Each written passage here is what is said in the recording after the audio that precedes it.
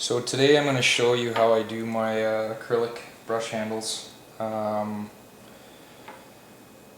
So these two here I'll be gluing together. I'm doing two handles that'll be identical, hopefully. And here's my pieces here. I've already got them cut, and so they just have rough faces. And I'm going to show you how I flatten them and adhere them together, and then we'll move on to putting them on the lathe and actually turning them and finishing them.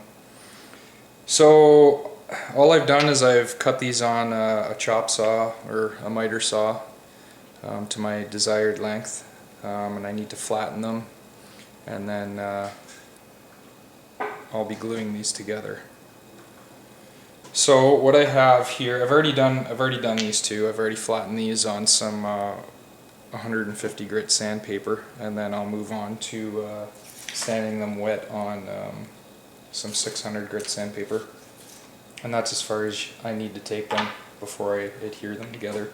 So these two need to be sanded yet, and I'll show you how to do that, at least the technique that I use. So this is 150 grit sandpaper. And what I like to do when I do this is I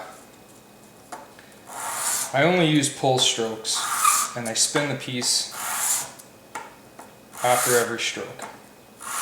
I find if you do a back and forth motion like this, what you're going to create is you're going to create a convex face, and that's probably the worst thing that could happen when you glue these together. You want these to be perfectly flat when you adhere them.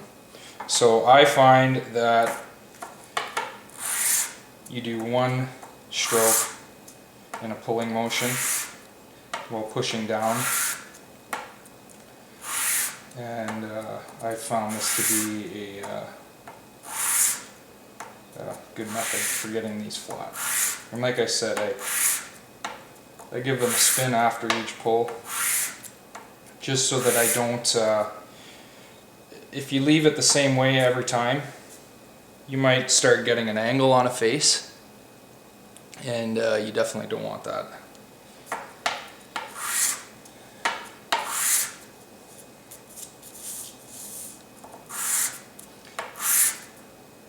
So as you can see, we're starting to get flat, but you can see this swirl right here we need to get rid of.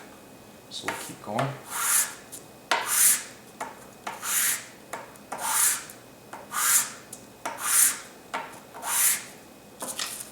You can tell there's some stuff on my sandpaper. I should have wiped my countertop off first. Yeah, my wife will probably kill me if she comes home and sees me doing this, but that's okay. We'll deal with that when it happens.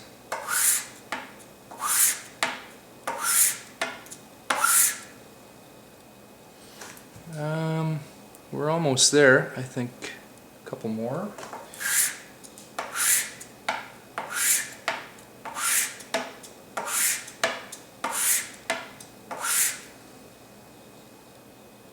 I like the looks of that, and that looks pretty good.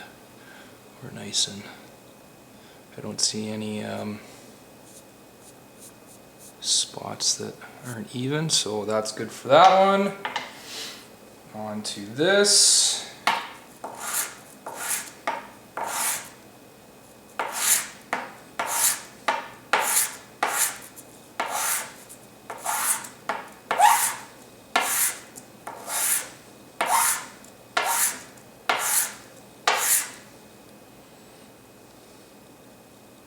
See that line we need to get rid of.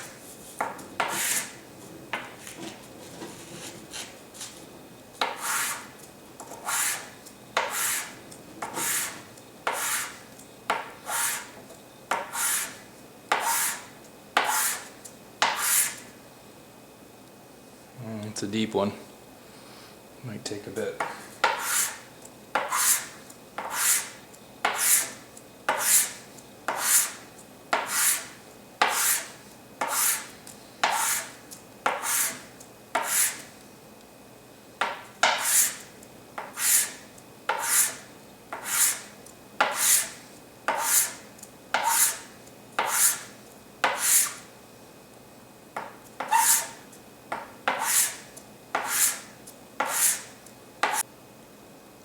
Okay, I've got all my pieces completely flat on the 150 grit. Time to move on to 600 wet sanding.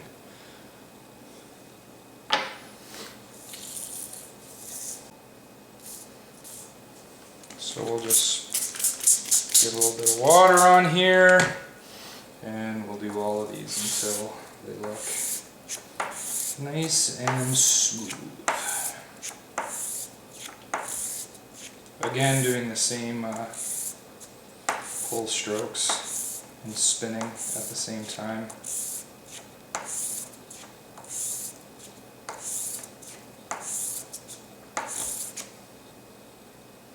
And there you go. It's looking, doesn't take much on the 600. It's looking really good.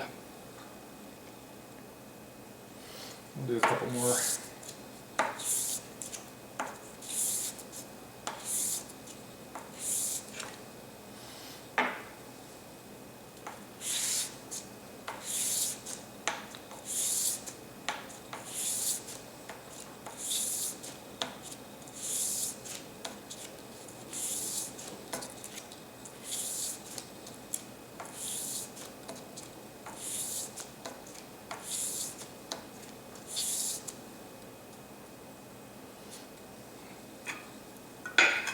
Here's the two adhesives.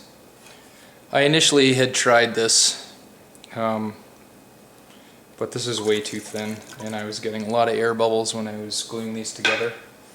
And Pixel Fix actually was the one who told me to get this, and this is a medium-bodied solvent.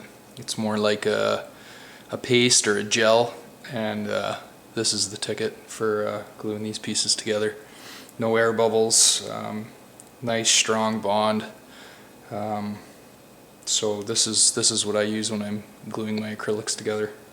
I haven't tried this on, I've got some rhinoplastics lined up here. I haven't tried bonding this acrylic with this. I'm not even sure if this, what is this? Is it an acrylic? I suppose it is. But it has much more of a it smells like fiberglass resin when I turn this stuff. So it is different. It's a different material than these two. This is a soft. The Kieranite is a softer acrylic. This clear stuff.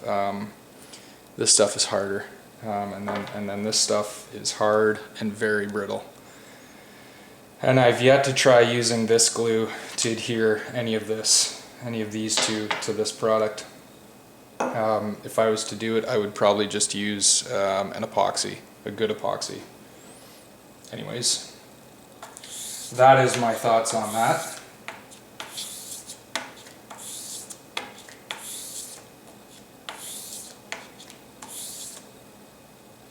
There we go, nice and polished and smooth. Next one. Water on there.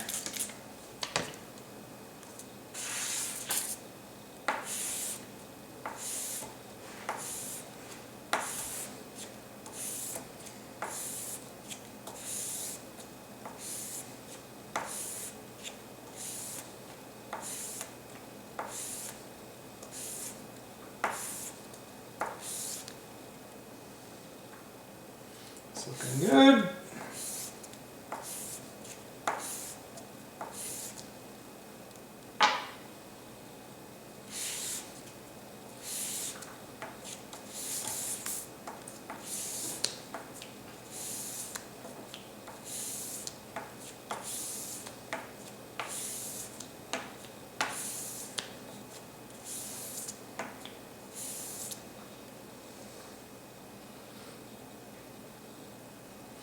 Okay, next step, dry these off. I'll run these under some tap water just to get all the residue off of them, dry them, and then we'll fuse them together with that. Okay, here we go. So before I put any adhesive on, I just like to give this a little bit of a blow to get all the dust off. Keep your smart ass comments to yourself. And I like to put a generous portion on, about the size of a dime. You want to use more than too little. I squish that on and I roll it around because you want to get rid of all those air bubbles that are in there. And I hold it down firmly.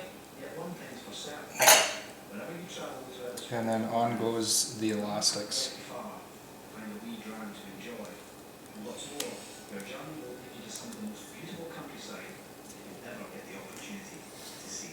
Now the key here is you got to move these elastics around so that it centers up on the piece. Otherwise, it's not going to work properly.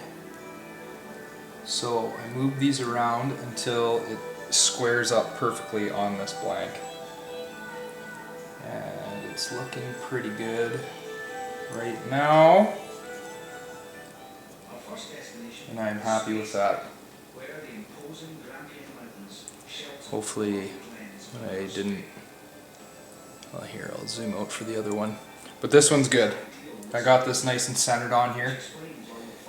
Move this one just a little more and try and pull it over the one way. I think that looks good.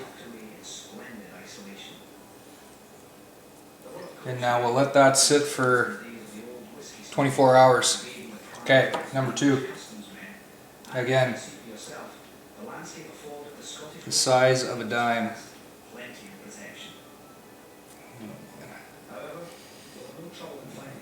There we go. Oh shit. About the size of a dime.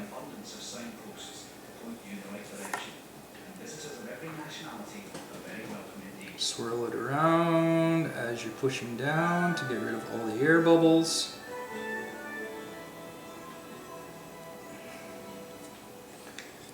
And on goes the elastics.